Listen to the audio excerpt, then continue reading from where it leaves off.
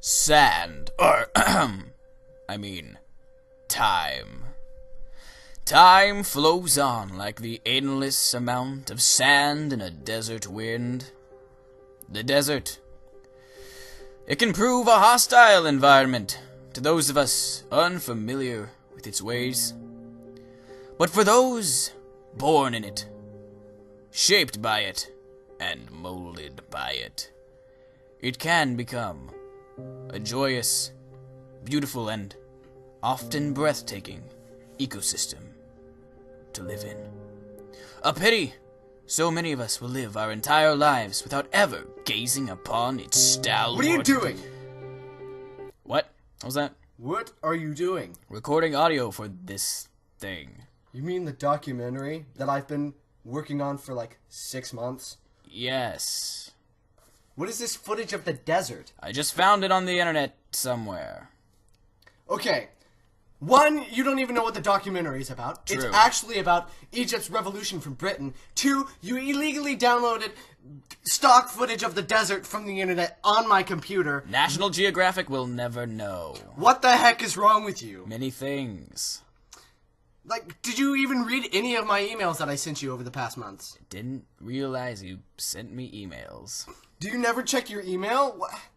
I don't understand. You need to be committed. You need to be committed to this. This isn't something you All can right, brush dude. under the rug. Get your hands off of me. What are you doing?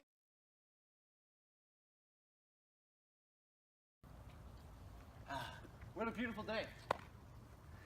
What a great day to talk about Egypt. Here's a surprising factoid I don't think a lot of people know. The Egyptian revolutions of 1919 were countrywide revolts against Britain and their control over Egypt and Sudan. But to understand this revolution even more, we need to go farther back. Before this, Egypt was largely ruled by the Ottoman Empire. Luckily, these connections were severed, all due to one man named Muhammad Ali, who led a revolution, freedom for the Ottoman Empire.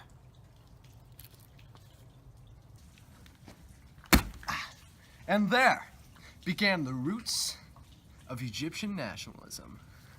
Now, prior to the Great War, agitation among Egyptian nationalists was limited to just the educated elite.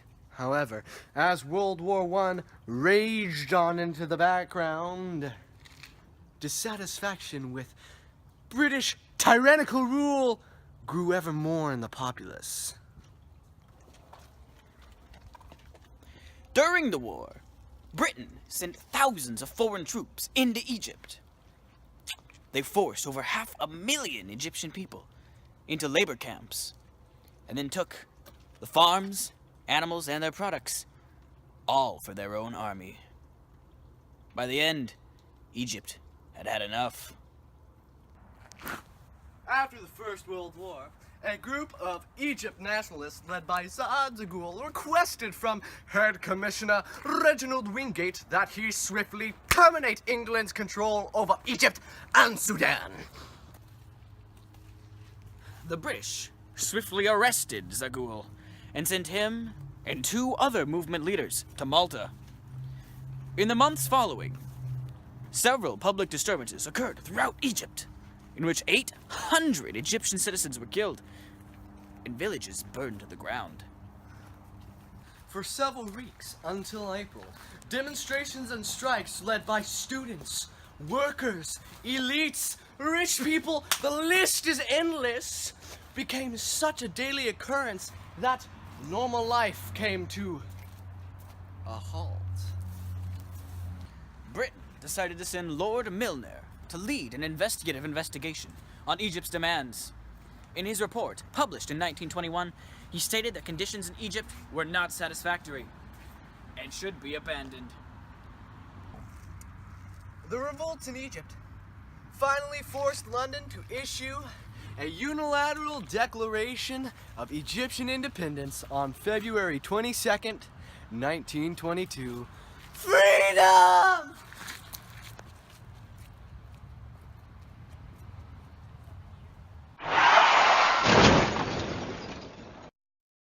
Although Britain agreed to recognize Egypt as a sovereign state, this was only under certain conditions.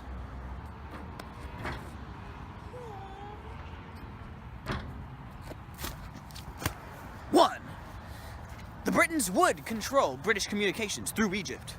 Two, the British would control Egypt's response to foreign aggression. And three, the British would control Egypt's response to foreign interests in both Egypt and Sudan.